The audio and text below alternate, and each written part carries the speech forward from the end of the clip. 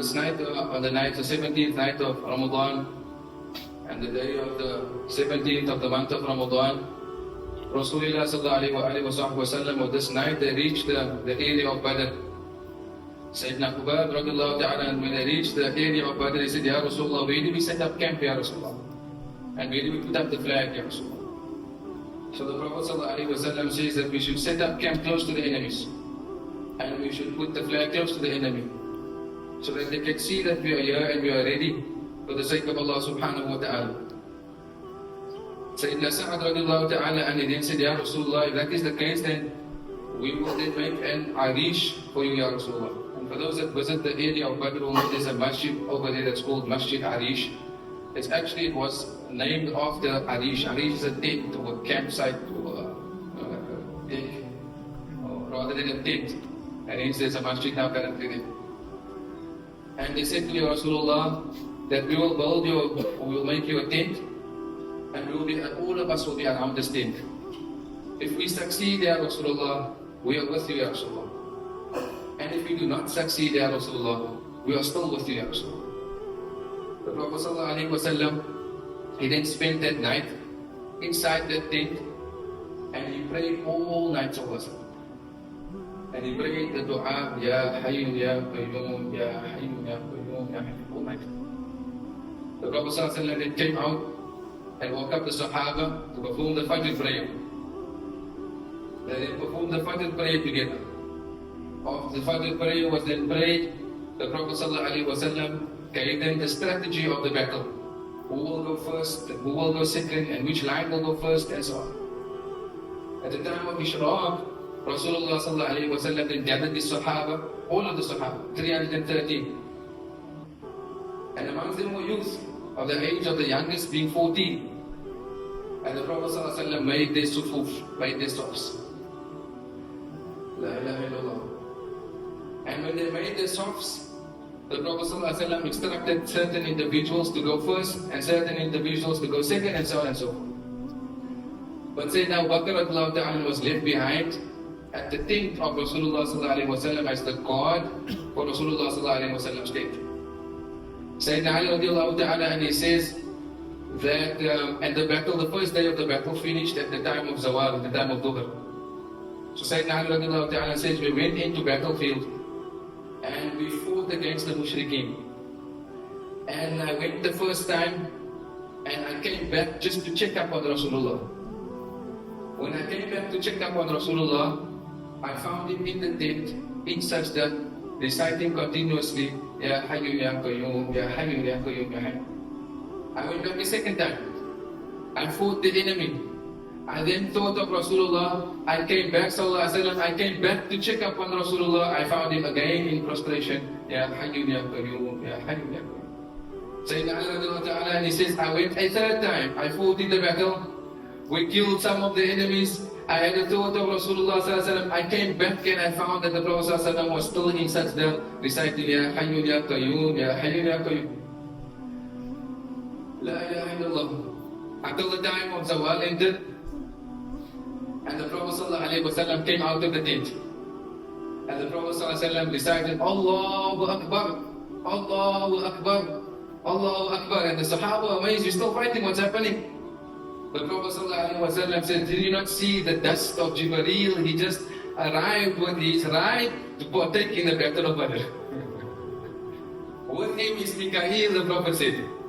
With him is Israfil, and with him is Jibreel alayhi salatu wasalam. With him was Jibreel, Mikael, and Israfil alayhi salatu wasalam. And the Prophet said, and for each one of you, Allah has appointed 1,000 of the angels to stand with you.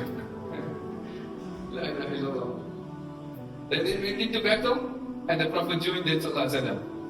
And when they came close to the enemy, the Prophet sallallahu alaihi wasallam took a soil from the sand, from the floor, and the Prophet ﷺ threw it in that direction.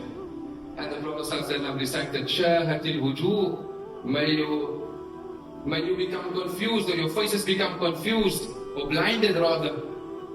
And the companion says, by Allah we swear, there was not one single mushrik except that sand reached their eyes and they became blind at that time. We were able to kill 70 of the mushrikeen. We were able to catch just 70 of the mushrikeen, and the rest of them ran away. The Prophet ﷺ then recited the very famous verse, سَيُهْزَمُ الْجَمْعُ وَيُوَلُّونَ الدُّبُرُ. Sayyidina Umar radiallahu ta'ala says, by Allah, I swear I heard this verse in Makkah, but I did not understand the meaning of this verse. Because Allah subhanahu wa ta'ala says, by Allah, most certainly a people will gather and they will be defeated. This is the tafsir of that verse that I heard in Makkah.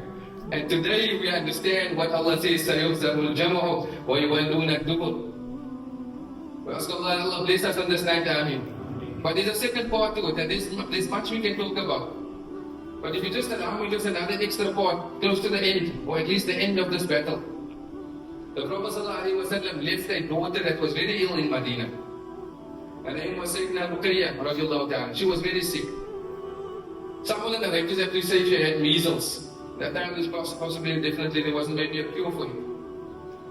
And then the Prophet ﷺ left Sayyidina Uthman radiallahu ta'ala in Medina. And he said, "Oh Uthman, you need to stay behind with your wife, as you need to be looking after." So he cried. He said, "Ya Rasulullah, I'm the only one that's not going to partake in Badr, Ya Rasulullah. Only me, Ya Rasulullah." The Prophet ﷺ says, "By Allah, O Uthman, Allah has gifted you the reward as if you partook in Badr." So he was one of the Sahaba that didn't take part in Badr, but he still included in those that partook in Badr because of Rasulullah said, Allah will give you the reward. Inna laka rajulun la ajru shuhud al-Badr. The Prophet said, you that man that Allah has gifted, only you, that Allah has gifted that as if you have partook in Badr. And the Prophet was already in Badr on the 17th. On the 17th of Ramadan, Sayyidina Ruqayyah passed away. The news never reached Rasulullah yet. 3 days after the Battle of Badr, Badr finished in 3 days. 3 days. The Prophet made his way to Medina, the news reached Rasulullah saying that Ruqayyah passed on. Can you imagine? You leave your daughter, you come back, your daughter is no longer. The Prophet entered Medina. And the second occasion when the people of Medina chanted out Tala al-Badru alayna was when the Prophet entered Medina after Badr. And they recited Tala al-Badr just to bring joy to the heart of Rasulullah for the loss of Ruqayyah. The Prophet went straight to her grave in Jannatul Baqiyah. And the Prophet ﷺ made dua.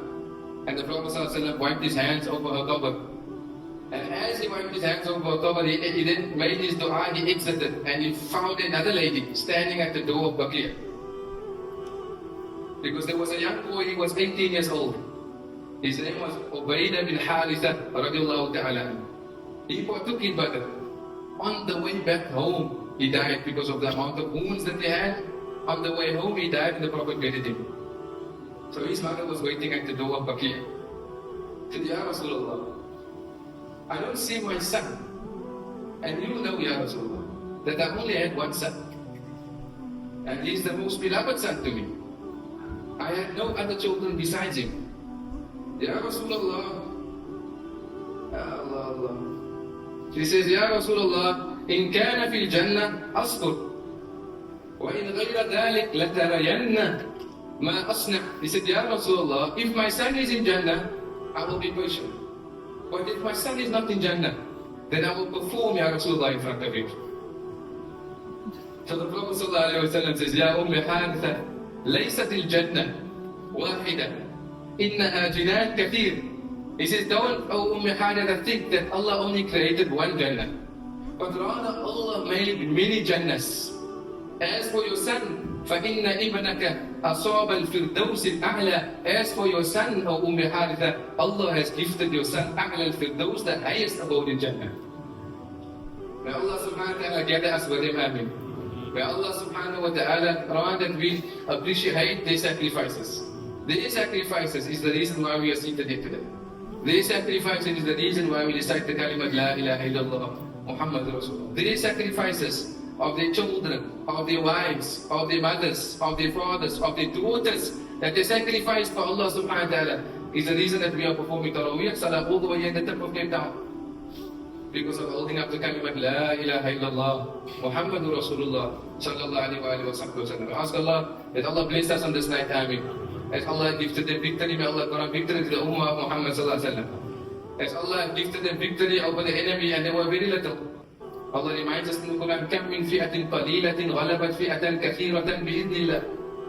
Allah says, how many times has Allah shown us in the examples of prophets, of people that came before, where they were little in number, yet they defeated big numbers. كم من فئة قليلة غلبت فئة كثيرة بإذن الله. All this is by the permission of Allah subhanahu wa ta'ala. Ask Allah bless us in this day and this night, inshallah. Ask Allah that Allah grant all us the khairat and barakat and nafhat and tajalliyat in this day. May Allah gather us with the Ahl al-Badr. May Allah gather us with Ahl al-Uhud. May Allah gather us with all those companions Ridwanullahi ta'ala ajma'een and tabi'een and tabi'in, awliya and salihin, our mothers, our fathers, our brothers and our sisters in the A'la al-Firdaus, in the highest abode in Jannah, with Sayyidina Muhammad sallallahu alaihi wasallam and his companions Ridwanullahi ajma'een. Ameen ya Rabbil Alameen wa sallallahu ala Sayyidina Muhammad alhamdulillah.